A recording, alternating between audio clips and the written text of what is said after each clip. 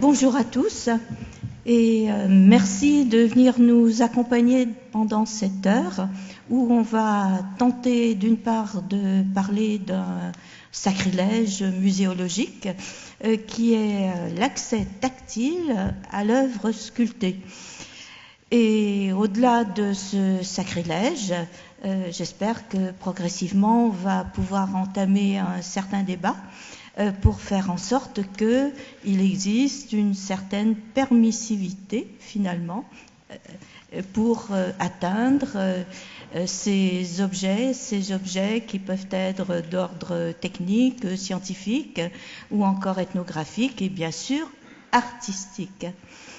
Alors, pour aborder ce thème, je suis en compagnie d'une part de Véronique Stein, qui est conférencière aux Pays-Bas et qui, à la suite de certaines difficultés personnelles d'ordre visuel, s'est intéressée à l'accueil des publics ayant aussi cette déficience.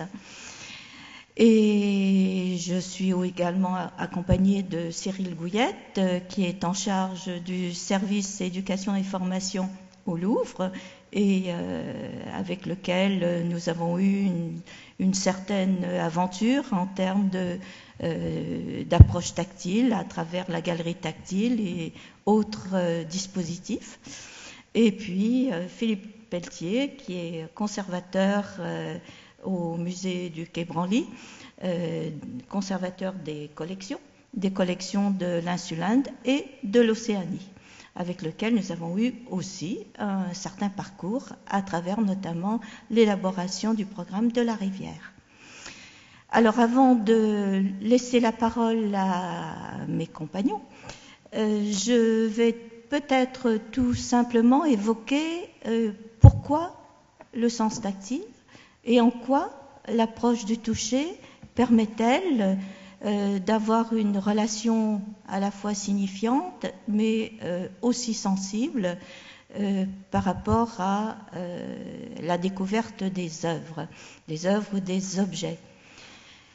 Alors je voudrais lever une certaine ambiguïté, une certaine mystification aussi autour du tactile. On se dit, oh là là, mais est-ce qu'avec le toucher, on peut vraiment approcher des formes ?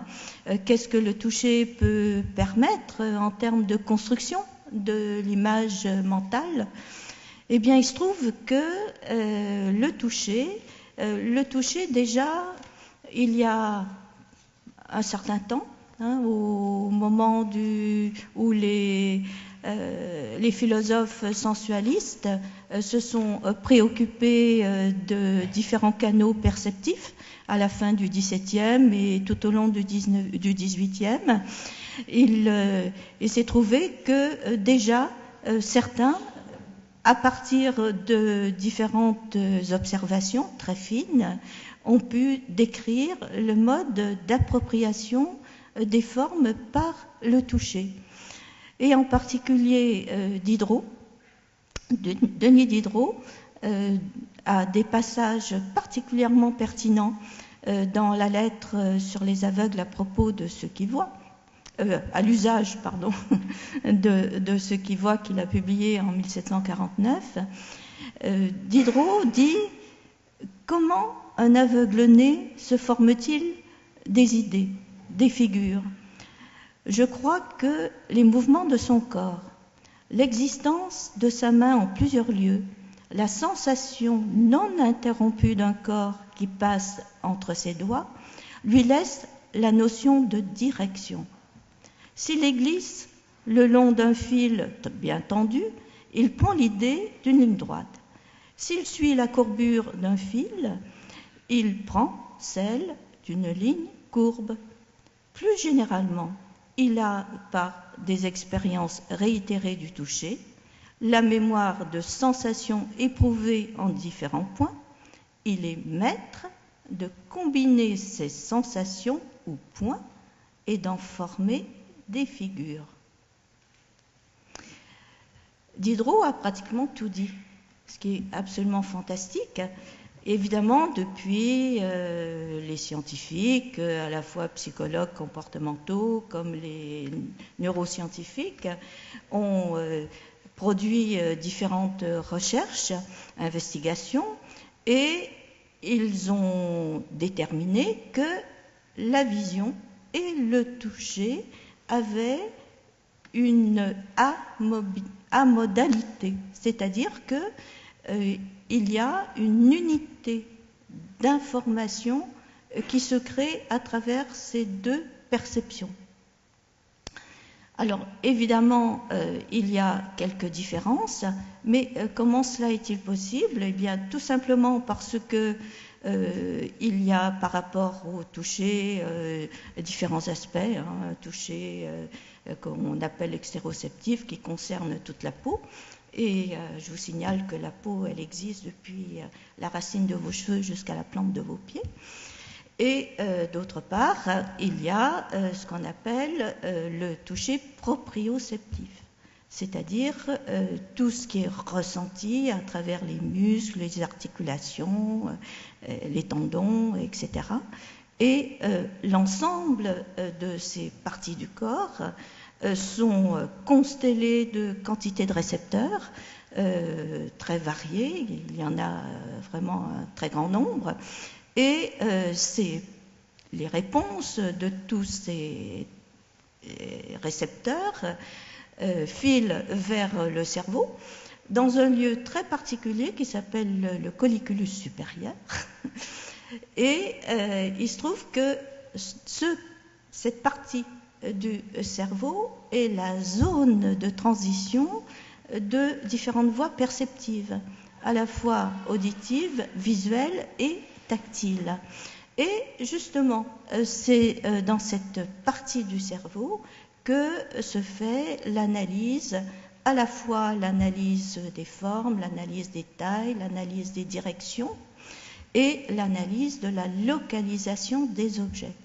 Et une autre analyse qui est en relation directe avec toutes ces données, à savoir sa propre position dans l'espace, la proposition de son corps dans l'espace.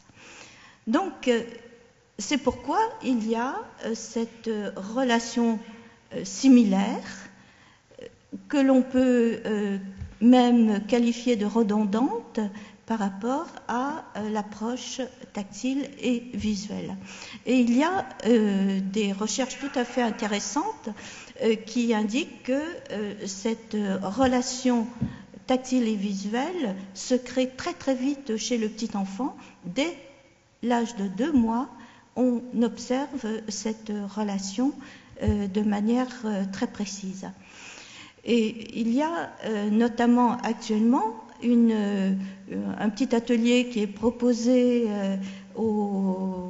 à la Cité de l'Architecture, où l'on montre des sculptures par le toucher, donc en absence de vision, et ensuite on propose une série de photos, et de manière immédiate, très très rapide, les personnes qui se prêtent à ce petit jeu reconnaissent très vite les photos qui sont en relation avec les sculptures qu'ils ont touchées préalablement.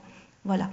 Donc, je vais m'arrêter là pour laisser un peu la parole à mes protagonistes, puisque le temps passe très vite, et j'espère que progressivement on arrivera à déterminer quelque chose au niveau de la permissivité du toucher, qui est actuellement, comme vous le savez, est un véritable interdit dans les espaces muséologiques. Alors, on va demander à Cyril peut-être de commencer. Très bien. Bien, alors je vais justement commencer par cette question sur la permissivité, puisque au musée du Louvre, où je travaille, nous avons mis en place un certain nombre de dispositifs pour que les non-voyants puissent connaître les œuvres d'art, et particulièrement ce dont on va parler ce matin. Enfin, moi en l'occurrence, ça sera plutôt la sculpture, et je laisserai Véronique parler des questions de peinture. Et la permissivité, elle existe, je dirais d'une certaine façon, au musée du Louvre, dans certaines conditions, puisqu'il est possible de toucher une petite sélection d'œuvres originales, mais dans des conditions qui ne sont pas toujours très faciles, puisque ce sont les jours de fermeture. Et je dirais que toucher une œuvre originale, de toute façon, pose, alors au-delà des problèmes évidemment de conservation inhérents à chaque œuvre, mais par rapport à certains matériaux qui auront pu être sélectionnés comme n'étant pas, je dirais, susceptibles d'être endommagés par des touchés qui sont quand même très peu fréquents. Le problème, c'est ce que je vous montrais dans cette photo, c'est que bien évidemment, de par la qualité de certaines œuvres, soit monumentales, soit vraiment fragmentaires, c'est pas complètement une solution pour accéder au patrimoine sculpté. Donc, il y a une vingtaine d'années, nous avons mis en place une galerie tactile dans laquelle nous avons réuni des moulages d'œuvres emblématiques du musée, regroupées selon différentes thématiques qui changent régulièrement. Et je dirais que les œuvres ont été réunies pour leur qualité plastique, esthétique, pour leur format, pour leur accessibilité finalement.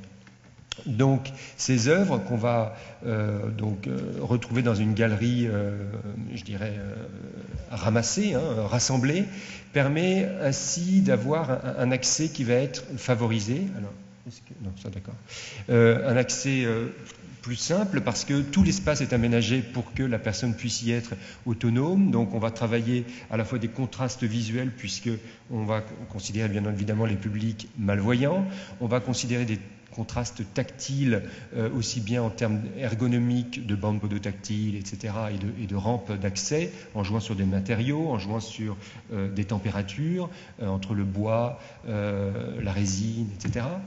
Et plus exactement, pour revenir à ces facsimilés, à ces moulages, nous avons décidé au fur et à mesure du temps, choisi de les rendre les plus proches des originaux, évidemment, surtout dans leur matérialité. Et si au départ les 3/4 des moulages étaient surtout en plâtre, aujourd'hui ils sont en résine et surtout dans une résine qui va être chargée de poudre de marbre qui va permettre de restituer un toucher relativement proche d'une statue en marbre. Pour ce qui est des bronzes, la solution adoptée a été de, dans la mesure du possible, remouler des œuvres en bronze, de façon à avoir cet objet original, et puis aussi, cette matière originale, pardon, et puis aussi de la terre cuite, et quand c'est possible, essayer d'avoir des copies donc qui ne sont pas des moulages, donc un peu moins fidèles par rapport à l'original, mais des copies qui peuvent être dans la matière de l'original. Alors, cette galerie tactile, elle est ouverte évidemment à tous les publics, parce que, comme le disait Howell à l'instant, ce sens du toucher est quelque chose qui est particulièrement intéressant pour découvrir des œuvres et trouve son équivalent visuel, mais en même temps va permettre d'obtenir un autre type de découverte et qui va pouvoir être, particulièrement pour les jeunes enfants, particulièrement pertinent pour découvrir des œuvres. Alors, c'est aussi, bien évidemment, cette galerie l'occasion de découvrir de grands chefs-d'œuvre du musée du Louvre, de faire une sorte de panorama un petit peu de la sculpture, ce qui est un bas-relief, ce qui est une ronde bosse, de voir aussi les différentes techniques, les matériaux, je vais y revenir dans un instant, et les destinations des œuvres. Les œuvres destinées à l'intérieur, les œuvres monumentales destinées plutôt à l'extérieur, les œuvres votives, des œuvres purement décoratives. C'est aussi l'idée d'avoir ce panorama rassemblé dans une seule galerie.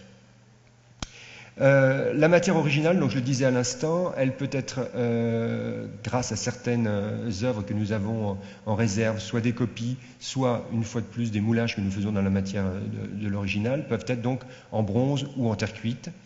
Néanmoins, pour certaines œuvres dont on a les moules et dont on ne peut faire que des résines ou des plâtres, la solution que nous avons trouvée est de mettre un échantillon de matériaux original à proximité du cartel.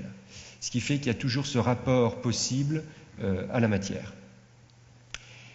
Alors, je voulais revenir un petit peu, développer un petit peu peut-être ce qu'a dit Howell sur ces modalités donc d'une lecture tactile, puisque je dirais, à l'inverse de la vision, il y a deux postulats, si je puis dire, dans la lecture tactile qui exigent, je dirais d'abord, un rapport au temps, on l'a vu, puisqu'on ne peut pas avoir une lecture immédiate et simultanée d'une forme, mais qu'il va falloir prendre le temps de l'envisager, de la découvrir.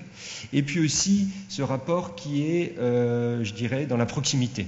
Puisque quand on va toucher une œuvre, c'est bien la raison pour laquelle on a essayé de les rendre accessibles par rapport à un mobilier et une ergonomie particulière, toucher une œuvre suppose qu'on soit à côté d'elle. Donc il n'y a pas cette distanciation qu'on peut avoir avec la vue. Mais justement, cette absence de distanciation va permettre d'avoir une lecture beaucoup plus brute, de cette façon beaucoup plus objective de la forme, puisque rien ne va échapper finalement au doigt quand on prend le temps d'aller investiguer une œuvre, ce que la vision ne permet pas toujours, puisqu'un éclairage défaillant ou un éclairage trop violent peut interpréter cette œuvre et en masquer un certain nombre de détails. Alors, je dirais qu'il y a un peu deux étapes dans cette lecture, qui est une lecture, une découverte, je dirais d'abord plutôt synthétique, qui va permettre de découvrir, je dirais, un volume, savoir si c'est une ronde bosse ou un bas-relief, mais aussi en découvrir, je dirais, ses dimensions. C'est aussi, dans un premier temps, reconnaître une forme. Est-ce un être humain, un personnage? Est-ce un animal? Est-ce un objet que l'on touche? Représenté, j'entends. Donc, ces questions d'échelle. Sommes-nous sur une échelle 1, si je puis dire, une échelle, une grandeur nature, ou bien sommes-nous sur une réduction ou une monumentalité, ce qui, je pense, est une des choses les plus difficiles, d'ailleurs, à vraiment distinguer. Et puis, donc, ce rapport entre différents types de sculptures, ce qui est de l'ordre de la ronde bosse, dont on peut faire le tour, ce qui est de l'ordre du relief, dont on ne peut percevoir qu'un seul angle de vue, si je puis dire, un seul angle de représentation.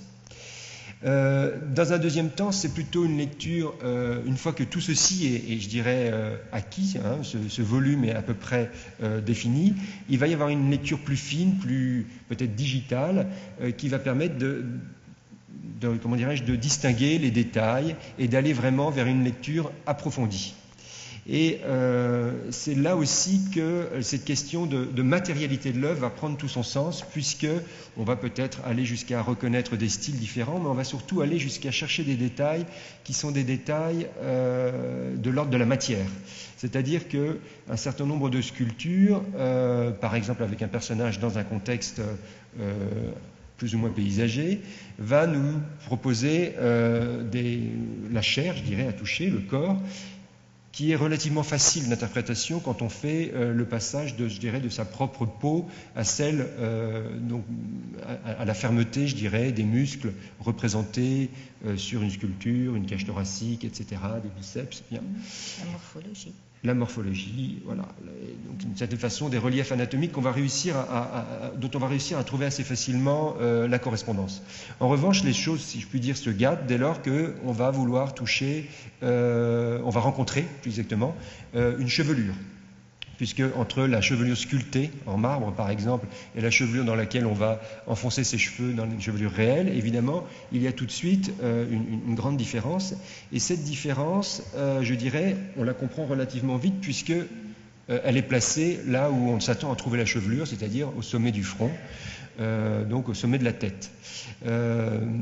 Pour autant, certains quand même détails peuvent être délicats quand la chevelure se répand, quand le personnage n'est pas dans une position, comme on pourrait le voir par exemple ici, tout à fait, je dirais, donc on voit ici l'Icare de Slotz, c'est-à-dire cet Icare qui est tombé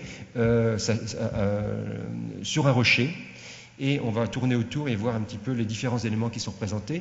Et là se présente d'assez grandes difficultés si on n'a pas tout à fait le contexte de cette sculpture, puisque le personnage est renversé au sol, la tête légèrement pendante, et le point le plus saillant de cette composition sont les genoux qui sont en hauteur.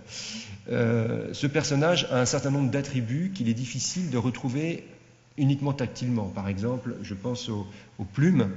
je pense au ruban qui vient les tenir.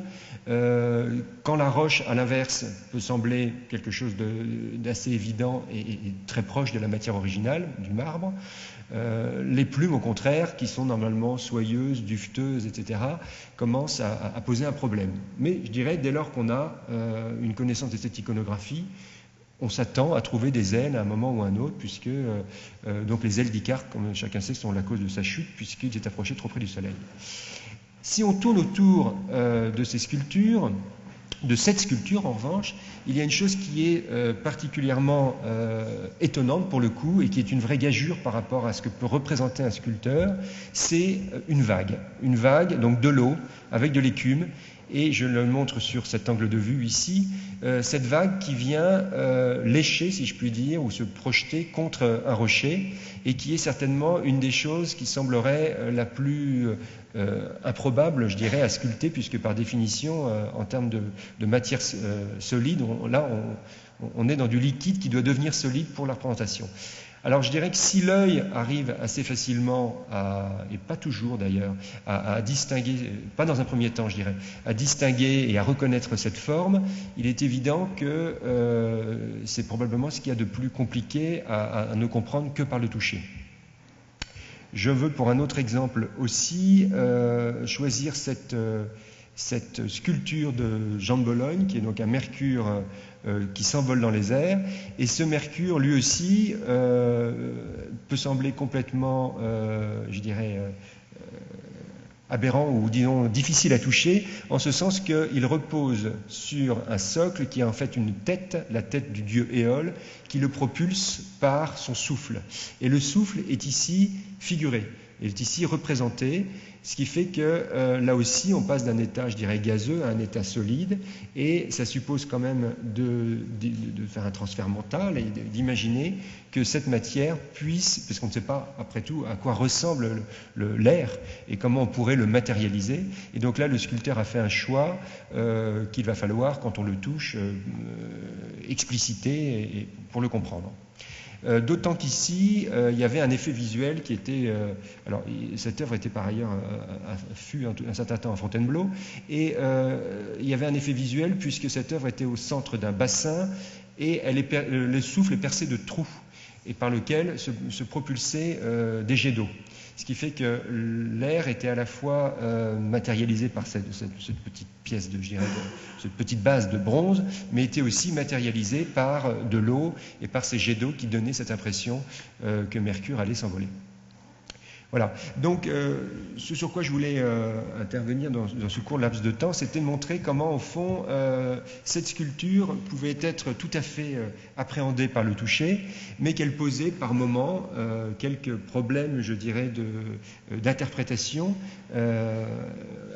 dont on avait parlé à plusieurs reprises avec OL, pour savoir, au fond, comment expliciter les différents matériaux représentés, puisqu'il s'agit bien de ça. Comment représenter des matériaux qui sont a priori très éloignés, je dirais, de ce que le toucher va donner dans l'immédiat. Autrement dit, les plumes, on aurait pu trouver aussi un exemple avec du feu, de l'eau ou de l'air. Je pense, Cyril, qu'il est absolument essentiel d'accentuer justement l'importance d'une médiation circonstanciée pour permettre à celui qui découvre un objet, une sculpture, d'entériner sa signification, d'une part, et puis sa narration, la portée symbolique, etc. Et au-delà de ce signifiant, une fois que la personne a bien perçu tout cet ensemble, elle est libre de définir pour elle-même ce qui est de l'ordre de l'esthétique de l'objet par rapport à son équilibre, à l'équilibre des masses, ou encore les rythmes ou les inflexions que l'artiste a exprimées à travers toute cette forme. Mais la médiation est forcément tout à fait essentielle pour, d'abord, en un premier temps, bien comprendre en quoi consiste l'œuvre. Merci. Alors moi j'ai une autre démarche dans le sens où Cyril a beaucoup parlé, tout moi je l'ai ressenti comme ça, de ce que la limite du toucher par rapport à la vue. Et comme moi j'étais voyante et que je suis devenue malvoyante, je vois maintenant tout ce que le toucher apporte en plus à la vue. C'est-à-dire que en touchant, par exemple ici, une peinture au musée Van Gogh, eh bien, je découvre des aspects de ces peintures que je n'avais pas ressenti ou vu auparavant. Alors, le thème de ma présentation aujourd'hui, donc, c'est aux Pays-Bas et c'est toucher la peinture. Et comme vous l'avez vu, j'ai aussi le... Alors, je vais quand même... Voilà. Comme vous l'avez vu sur la photo précédente, voilà, depuis cette année, eh bien, il y a au musée Van Gogh des œuvres, donc des copies d'œuvres, et ce sont faits par des imprimantes en 3D, donc aux dimensions réelles, même le cadre est imprimé à l'original en 3D. Donc, de ce fait-là, on peut toucher la peinture, et notamment Van Gogh, puisque les touches sont relativement épaisses et il y a de la matière. Donc on peut sentir cette matière. Ce qui est très important aussi dans le toucher par rapport à la vue, enfin, quand on est non-voyant, c'est que ce qui reste, c'est la parole, et que tant qu'on n'a pas touché, eh bien, ça reste quelque chose d'abstrait qu'on peut seulement imaginer. À partir du moment où on touche, et par exemple la peinture, on comprend ce qu'est, par exemple, un empattement. On comprend les formes des différentes touches. Est-ce que c'est un point? Est-ce que c'est un trait? Est-ce que c'est une courbe? Ça, on arrive à le sentir sur les œuvres de Van Gogh. Est-ce que la suivante? Oui, voilà, merci. Alors, ce que je voulais aussi présenter avec cette image de décembre 2014, eh bien, c'est que les Pays-Bas ont un certain retard dans l'accessibilité par les handicapés, quel que soit le handicap, dans les musées. Donc ici, c'est une rubrique innovation, qui est intitulée, comme vous le voyez, donc j'ai traduit petite infirmité, pas de problème. Et donc on voit, je l'écris pour OL qui est elle-même aveugle, donc on voit un musée qui a mis tous les tableaux au ras du sol dans la salle pour que le chien qui guide l'aveugle puisse voir les tableaux. Donc, effectivement, c'est assez drôle, mais ça montre l'importance, en quelque sorte, du médiateur, c'est-à-dire qu'il n'y a pas d'accès direct à la peinture, l'importance du médiateur. Alors, autre différence, c'est que pourquoi ce n'est pas développé aux Pays-Bas? Eh bien, tout simplement parce que les musées, depuis 15-20 ans, sont privatisés. C'est-à-dire que les collections peuvent être nationales ou municipales, mais ils fonctionnent grâce à des sponsors. Alors, qu'est-ce qui motive un musée à faire des projets? Parce qu'il y a le côté de ce fait-là commercial, il faut attirer, faire des entrées en quelque sorte. Eh bien, c'est le rôle social des musées. C'est-à-dire que, plus que le rôle, bien sûr, il y a toujours cet aspect culturel, mais il y a le fait que les handicapés doivent avoir accès au musée, de façon à pouvoir parler, comme nous on discute d'une visite d'un musée ou d'une exposition, comme on discute d'une pièce de théâtre ou d'un concert. Donc il y a ce côté, plus que le contact avec la peinture, il y a l'ensemble, donc contacts sociaux. On va pouvoir remettre la suivante. Alors, de ce fait-là, les conférenciers comme moi sont en quelque sorte des petits entrepreneurs. Donc je fais partie de l'équipe de conférenciers du Rijksmuseum, du musée Frans Hals et du musée Van Gogh. Donc c'est ces trois musées-là pour lesquels j'ai travaillé. J'ai essayé de faire des visites multisensorielles parce qu'effectivement il y a le toucher. Disons que si la vue ne marche pas, eh bien on fait appel aux autres sens, donc aussi l'écoute et dans un moindre niveau l'odorat et le goût. Mais effectivement, tant que c'est seulement l'écoute, eh bien, ça reste abstrait. Et surtout, donc, pour commencer, j'ai contacté, j'ai contacté l'association Cubèche, donc, qui est une action culturelle pour aveugles et malvoyants, qui a commencé il y a 25 ans dans un musée de la sculpture près de La Haye, donc à Scheveningen. Et ce que m'a dit la présidente, elle-même aveugle de cette association, on va dans les musées, il faut qu'on fasse quelque chose, il faut qu'on vive quelque chose. Écoutez, on peut très bien le faire chez soi, hein, des livres audio, etc. Donc seulement le côté audio, ça ne suffit pas. Donc ce qui m'a motivée. Et donc à côté, une image du musée de Eindhoven, Van Abbe Museum à Eindhoven, qui depuis novembre 2014, elle aussi, organise des visites pour aveugles et malvoyants. Alors, on a vu, oui, tu peux changer l'air à dire.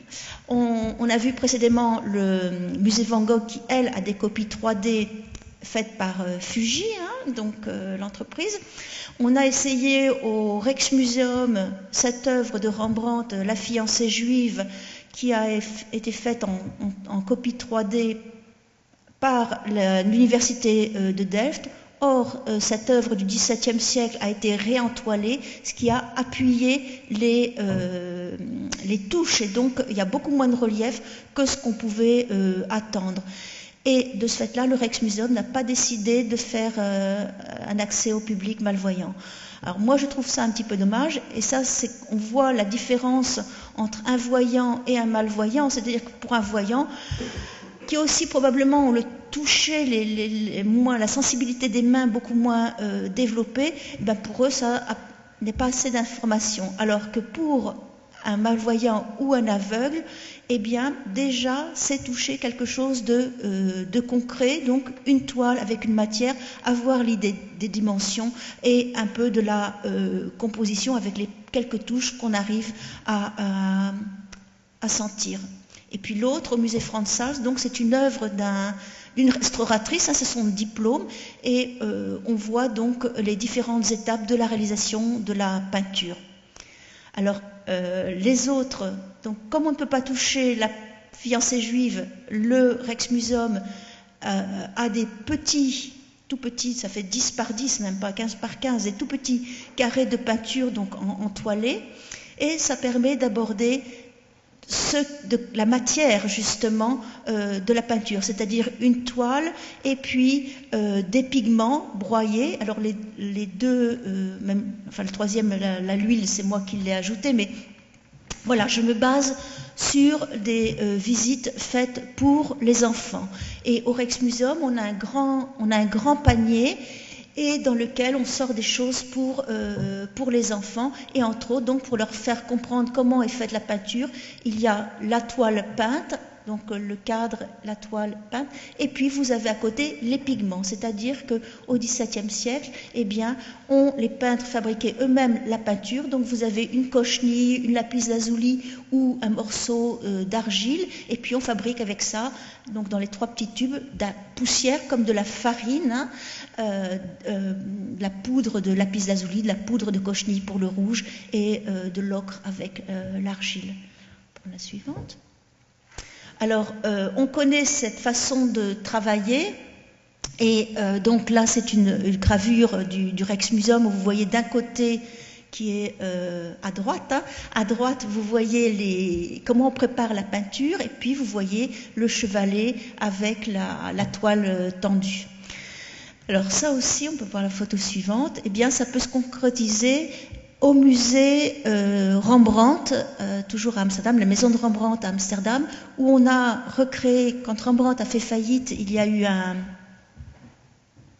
comment on appelle ça, un descriptif de sa maison, un inventaire fait pour la faillite pour que ça soit vendu, et grâce à cet inventaire, on a pu reconstituer dans les années 90, 1999 à peu près, on a pu reconstituer la maison, et donc là on voit effectivement le chevalet, la toile, l'appui-main, et il y a des démonstrations de couleurs.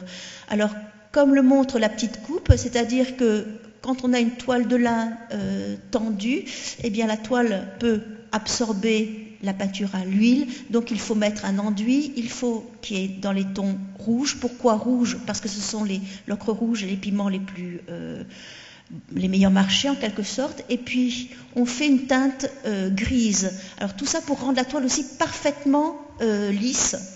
Et pourquoi le gris? Eh bien parce que je dirais c'est entre le noir et le blanc, c'est-à-dire que quand on peint, on ne travaille pas sur une surface blanche, mais pour avoir des contrastes, on peut aller soit plus le noir, soit plus le blanc. Et puis vous avez la couche de peinture définitive. Et effectivement, les peintres du XVIIe siècle travaillaient par couches successives, fabriquaient eux-mêmes leur peinture très fluide avec beaucoup d'huile, sauf Rembrandt. Rembrandt va expérimenter, c'est ce qu'on a vu un peu avec la fiancée juive, et donc vous avez ce couteau à palette qui était fait pour mélanger les couteaux, pour mélanger les pigments sur la palette, mais pas pour l'appliquer sur la table, sur le panneau, la toile. Eh bien, Rembrandt, qui expérimente beaucoup, va appliquer avec ce couteau à palette cette peinture, et de ce fait-là, il modèle la peinture. Dans un deuxième temps, donc, nous avons d'un côté la matière, je dirais comme on avait la sculpture, et puis de l'autre, il y a la représentation. Et c'est pour ça que je fais appel à d'autres. Donc là, on aborde une peinture du Franz Hals Museum, donc c'est là que j'ai commencé en 2013 à faire un concept qui est resté malheureusement dans les tiroirs, mais qui m'a permis d'avoir cette demande du musée Van Gogh, c'est-à-dire qu'ils avaient les représentations en 3D des peintures et ils m'ont demandé d'organiser des visites multisensorielles autour de cette peinture justement pour comprendre l'image. Oui, donc je sais, alors on va passer plusieurs parce que le temps passe vite, et donc je voulais vous montrer, bon, le contexte des Pays-Bas on le verra une autre fois, mais voilà, donc ça c'est toujours au musée Franz Hals, c'est des visites faites pour enfants et donc avec des tableaux vivants. Donc on amène dans la salle, il y a quelque chose comme 4 caisses avec des costumes, mais aussi la nappe pour mettre sur la table et les différents objets, les assiettes, etc. Car typique de Franz Hals, hein, c'est un portraitiste, les peintres étaient spécialisés à cette époque, et donc c'est un portrait de groupe de garde civile. Donc, ça demande, on va passer à la photo suivante, voilà, hein, on a 12 gardes civils, donc j'ai ces 12 petites miniatures utilisées dans les maquettes d'architecture, et puis comment les placer. Donc de ce fait-là, eh bien, c'est aussi le problème, rentrer dans la peau du peintre pour faire cette composition, expliquer par là ce qu'est une composition. Alors, on donne à ces 12 personnes un numéro, et c'est aussi... alors maximum 12 personnes de public qui ont ce numéro, et on va refaire cette scène. On passe à la photo suivante. Et on arrive donc, qu'est-ce qui est représenté?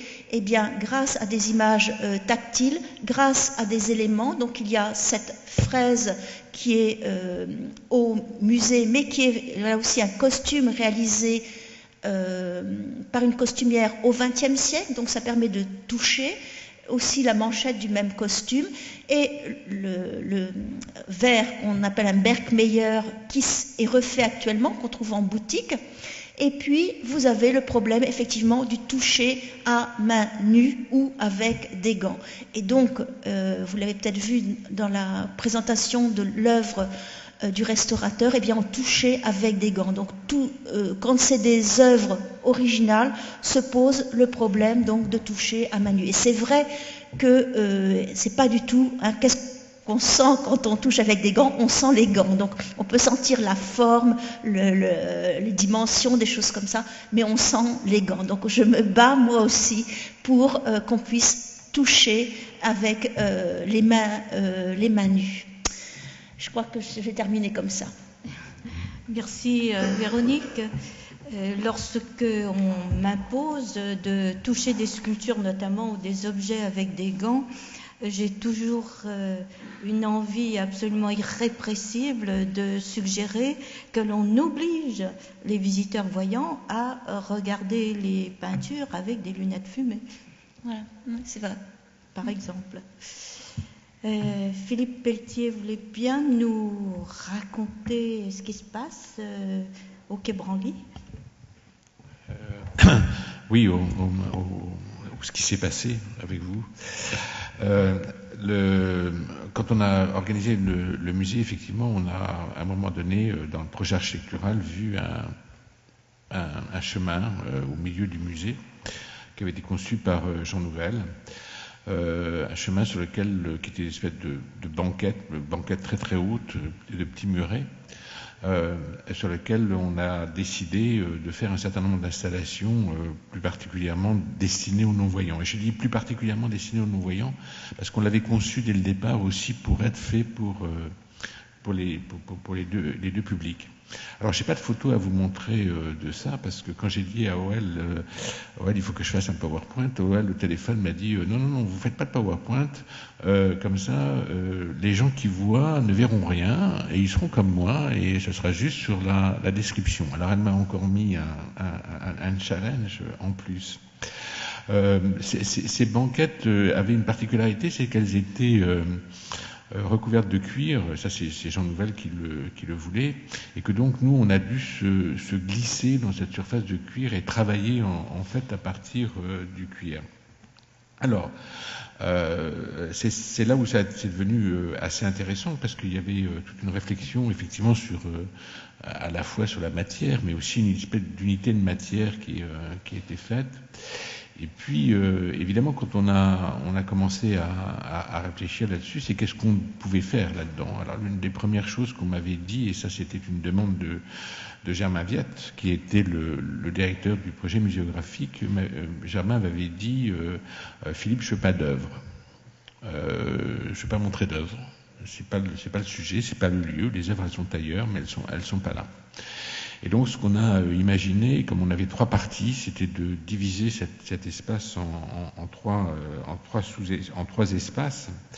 Un sur lequel on aurait raconté, où on a essayé de tenter de raconter l'histoire des collections, et c'est surtout une installation sonore.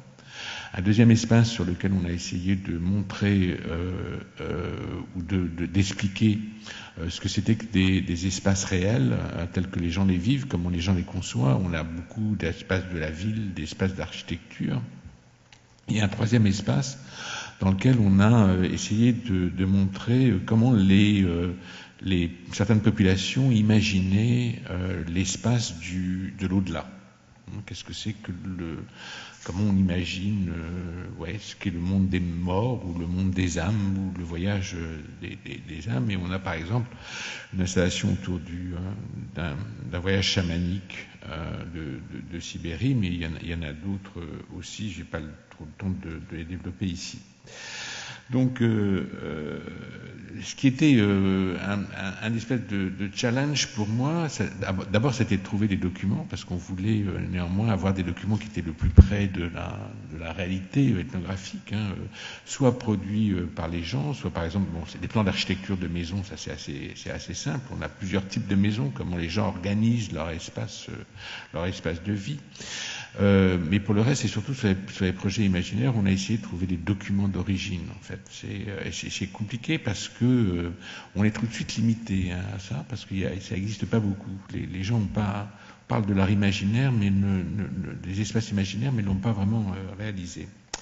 Toujours est-il que l'une des premières surprises que moi j'ai eues quand on a commencé à travailler avec OL et qu'on m'a expliqué, je ne connaissais rien du tout, j'étais complètement béotien dans cette histoire-là.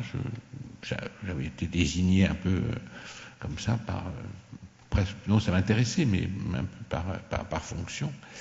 Et ce que m'a expliqué OL, en fait, c'est qu'il fallait avoir, quand on parlait de l'espace, deux approches.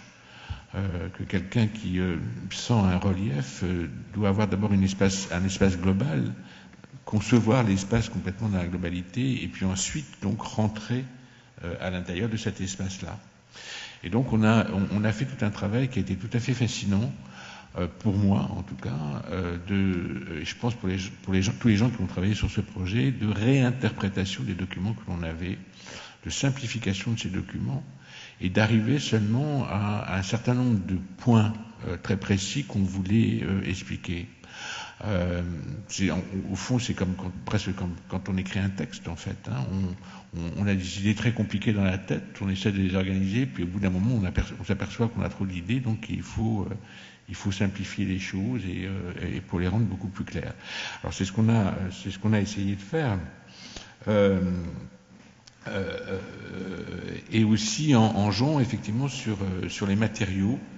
On a travaillé avec un architecte qui avait était arrivé le premier jour avec des tas de modèles où il avait dit comment je peux agir sur le cuir, je peux le gratter, je peux l'inciser, je peux faire des inclusions dessus, je peux mettre des éléments en dessous qui sortent en relief, je peux, etc., etc. Et ça, c'était quelque chose d'assez intéressant pour nous, enfin même de très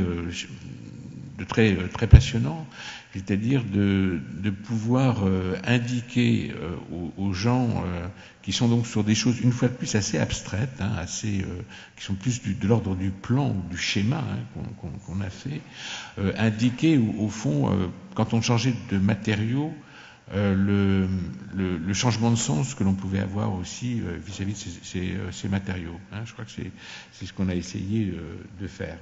Alors, évidemment, la limite du quai Branly, vous la voyez tout de suite, c'est d'abord des schémas. Hein. On a fait relativement peu d'installations, on aurait pu en faire beaucoup plus. On est en face d'un système de simplification. Et puis, surtout, parce on est toujours devant des systèmes très, très compliqués. Ce qui paraît simple à nous tous les jours, l'organisation d'une maison, en fait, est tout à fait culturelle. Et on peut écrire des livres en entier sur l'organisation des différentes maisons dans différentes régions. Hein. On s'aperçoit que c'est très, très compliqué. On est effectivement vis-à-vis des choses qui sont de simplification. Et indiscutablement, on a besoin dans cette rivière, dans cet espace, d'une médiation qui est très très importante, alors qui se fait. Je crois qu'il y a le service des publics au musée du Quai Branly n'arrive pas vraiment à gérer cet espace parce qu'il faut des gens spécialisés en fait pour le dire. Hein, et pour l'instant ils n'arrivent pas. Les gens qui sont spécialisés sont partis. Je crois qu'ils n'ont pas formé de nouvelles personnes.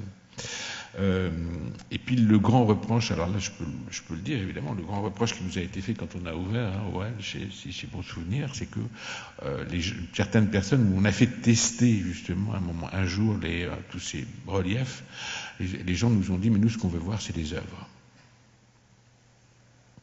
Et ça a été terrible. Voilà. Je vous remercie. Merci. Merci.